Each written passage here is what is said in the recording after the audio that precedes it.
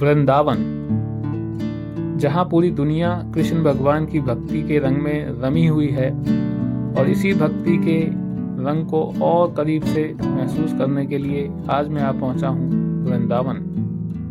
यहाँ आपको बहुत सारे मंदिर और घाट देखने को मिलेंगे जो आज भी कहीं ना कहीं श्री कृष्ण भगवान के होने का हमें एहसास दिलाते हैं। इस पावन भूमि को पृथ्वी का अति उत्तम स्थान कहा गया है क्योंकि यहाँ पर श्री राधा कृष्ण ने अपनी दिव्य लीलाएं की हैं और वृंदावन को व्रज का हृदय भी कहते हैं। ये भारत के उत्तर प्रदेश राज्य के मथुरा जिले में स्थित है और एक महत्वपूर्ण धार्मिक ऐतिहासिक नगर भी है और ये मथुरा से 15 किलोमीटर दूर है। वृंदावन को और अच्छे से जानने के लिए अभी मैं जा रहा हूँ जयदेव जी के घर और जयदेव जी मेरे गाइड हैं यहाँ पर, तो चलिए जाके उनसे बात करते हैं और उसके बाद करते हैं मंदिरों को और जो घाट है यहाँ पर उनको एक्सप्लोर करेंगे। राधे राधे दोस्तों मैं आ गया हूँ अभी वृंदावन में और मेरे साथ हैं जयदेव जी और ये हमें पूरा गोकुल भी घुमाएंगे, पूरा वृंदावन घुमाएंगे। काफी सारी जगह है यहाँ पर घूमने के लिए, कुछ नए मंदिर भी हैं, कुछ पुराने मंदिर भी हैं, तो हम उनको एक्सप्लोर भी करेंगे और उनकी हिस्ट्री भी जानेंगे। तो यहाँ पर मैंने एक चीज फील की कि लोग यहाँ पर ना तो गुड मॉर्निंग करते हैं ना नमस्ते करते हैं, सीधा राधे राधे बोलते हैं और एक पॉजिटिव वाइब्स आती है सभी के अंदर से। और बहुत अच्छा यहाँ पर सबका नेचर भी, मतलब ऐसा सुना है, देखा है। तो अभी हम लोगों से भी मिलेंगे, मंदिर भी जाएंगे और जयदेव जी हमें लेके चलेंगे सबसे पहले गोविंद जी टेम्पल, तो उसकी हिस्ट्री के बारे में वहीं चल के जानते हैं। तो चलिए आपको लेके चलते हैं वीडियो के माध्यम से वहीं पर, जो कितना पुराना है जयदेव जी? 500 वर्ष पुराना मंदिर है, तो वहीं चल के देखते हैं कि क्या उसकी हिस्ट्री है। अगर हम इसकी दूरी की बात करें तो दिल्ली से 150 किलोमीटर और आगरा से 70 किलोमीटर दूर है।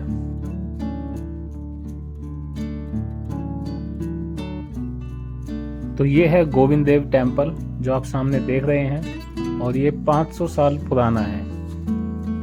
अगर इसकी हिस्ट्री की बात करें तो इसको 1590 ईस्वी में बनवाया गया था। इसको बनाने में 5 से 10 साल का टाइम लगा और इसके निर्माण के लिए आप जो देख रहे हैं ये लाल पत्थर का इस्तेमाल किया गया है।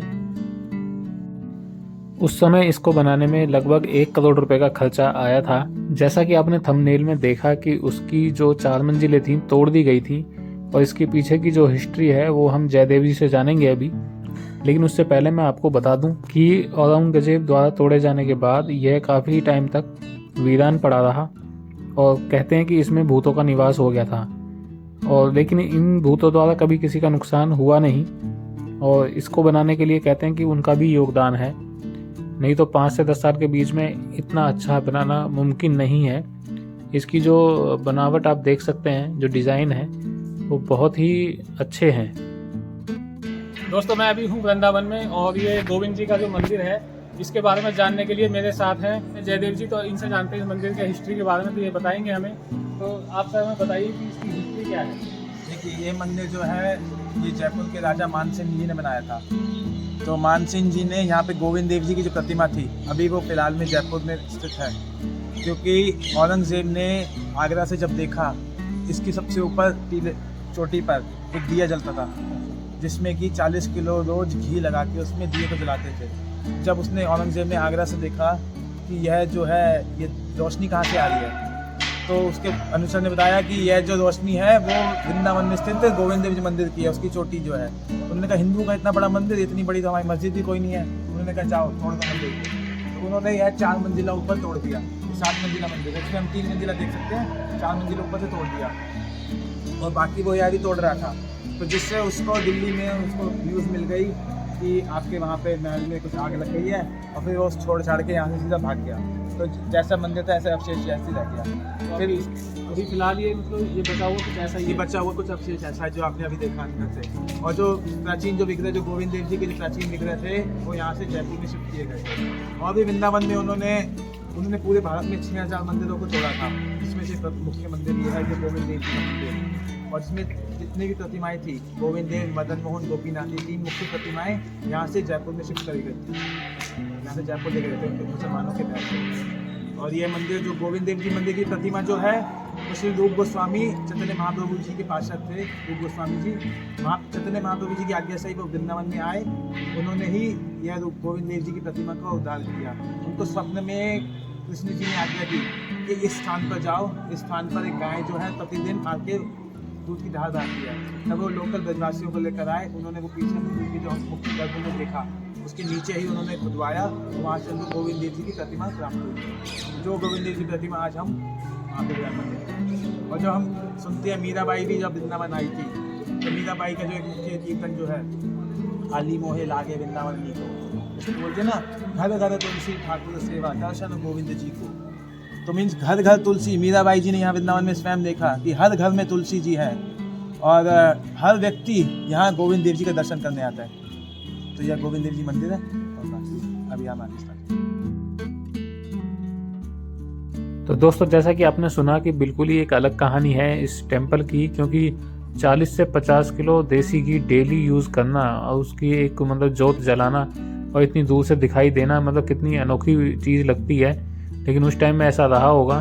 तो ये आप देख सकते हैं, मंदिर बहुत खूबसूरत बना हुआ है और ये आप धूप में देख सकते हैं। ये कुछ बंदर भी हैं यहाँ पर, और बंदर आपका चश्मा और मोबाइल ले जाते हैं, अक्सर ऐसा कहते हैं यहाँ पर।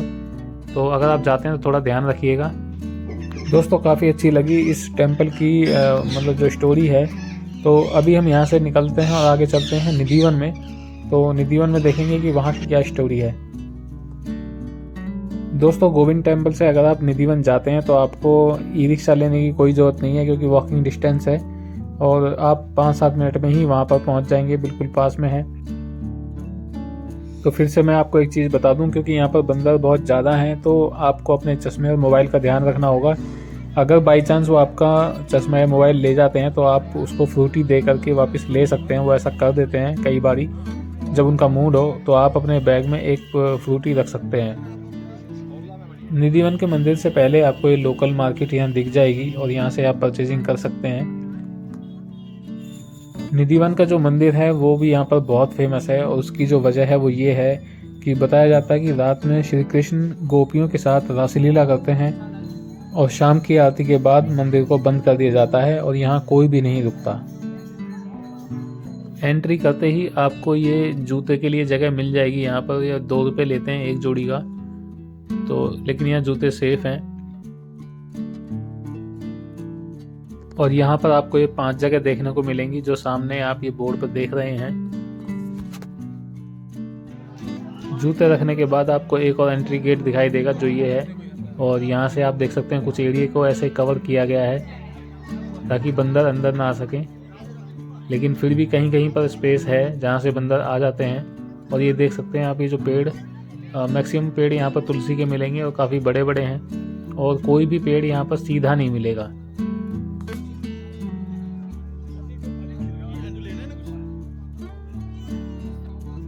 लोग यहाँ पर मन्नत भी मांगते हैं और ये लाल कलर का जो धागा है ये बांधते हैं। और यहाँ पर आप बोर्ड भी देख सकते हैं कि जहाँ लिखा हुआ है कि पेड़ों की जड़ों से मिट्टी ना निकालें, लेकिन लोगों की जो आस्था है वो इतनी है कि वो यहाँ की मिट्टी घर लेके चले जाते हैं।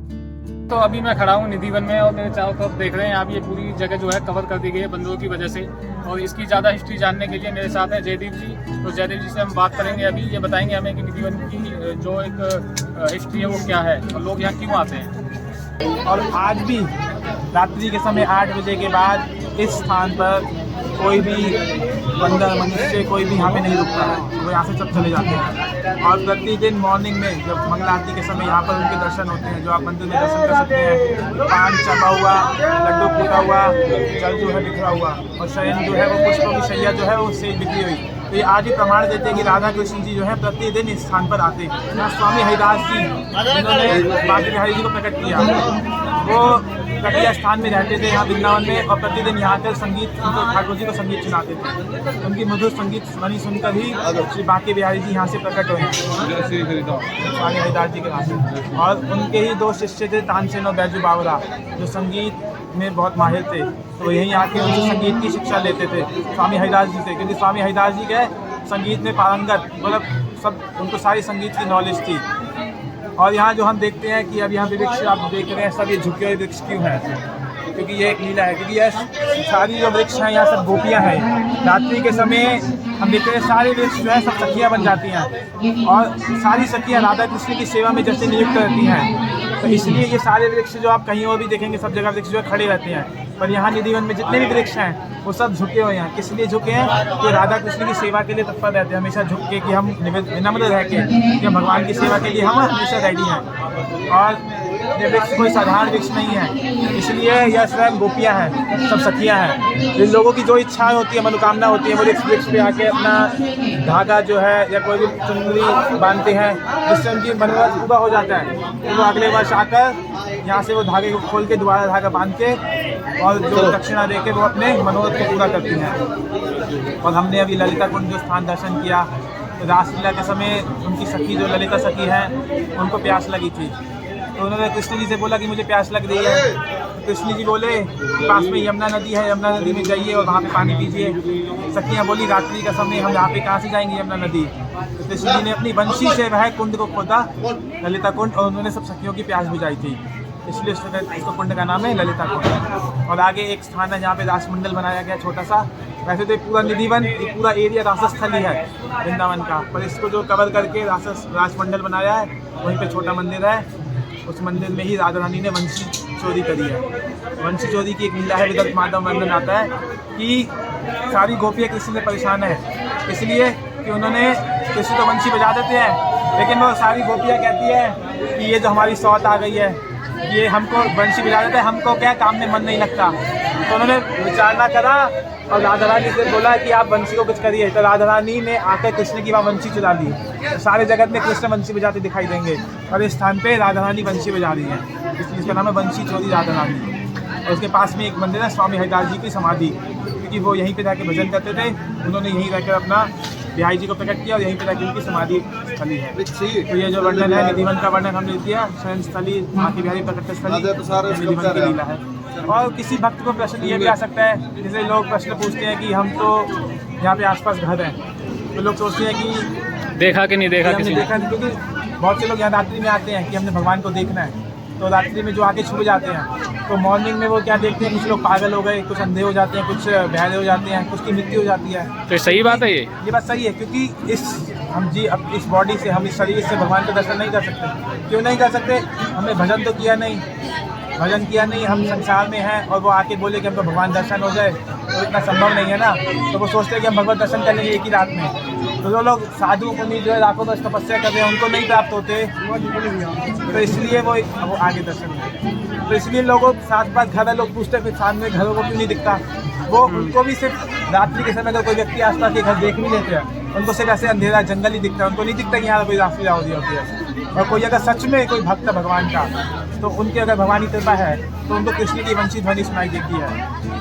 और जो भगवान सच में चाहते हैं, जिनको लीला दिखाना, उनको दिखा सकते हैं। तो आपका कभी मन किया कि रात को आके हम कभी सुने, मतलब आसपास कभी बांसुरी की धुन या कुछ ऐसा? मन तो सब लोगों का करता है, लेकिन हमने जब यहाँ रहते हैं वृंदावन में, हमको 15 साल हो गए मुझे रहते हुए, हम जानते हैं, हमने जो मंदिर में रहे, हमें पता है कि हमने भजन तो कुछ किया नहीं, हम भजन के बिना भगवान को देखें तो गलत है। संसार के व्यक्ति सोचते हैं भगवान को एक ही रात में देख लें, तो वो देखना, इस चक्षुओं से भगवान को देख ही नहीं सकते। ये नेत्र जो है भगवान ने, हालांकि हम जो वृंदावन ब्रजधाम भी देख रहे हैं, ब्रजधाम भी आज भी प्रतिदिन लीला चल रही है, अभी भी लीला चल रही है, लेकिन उसके लिए भगवान जब तक कृपा नहीं करते, अपने दिव्य नेत्र नहीं देते, तब तक हम यह लीला नहीं देख सकते। मतलब लोगों को अध्यात्म से जुड़ना होगा, और अध्यात्म से जुड़ने के बाद भगवान के करीब वो आ सकते हैं। सिर्फ एक ही रास्ता है। आप देख सकते हैं इतने सारे लोग यहाँ लोग दर्शन करने के लिए आते हैं। और ये जो भी हमें जयदेव जी ने बताया, बहुत अच्छी चीज़ें बताई निधिवन के बारे में। शायद आपको पहले पता थी कि नहीं थी, बट अब शायद आपको पता लग गया होगा कि कितनी सारी चीज़ें यहाँ जानने के लिए। और ये बंदर यहाँ पर काफ़ी हैं, तो इसकी बहुत ध्यान रखना पड़ेगा आपको यहाँ आने के लिए। अगर यहाँ आते तो इस तरह के पेड़ आपको यहाँ देखने को मिलेंगे। दोस्तों, ये था पार्ट 1, और पार्ट 2 में हम मिलेंगे उस घाट पर और उस पेड़ को भी देखेंगे जो 5000 साल पुराना है, जहाँ श्री कृष्ण गोपियों के कपड़े चुराकर उस पेड़ पर बैठते थे। तो मैं मिलूंगा आपसे अब पार्ट 2 में। तब तक के लिए take care and bye bye.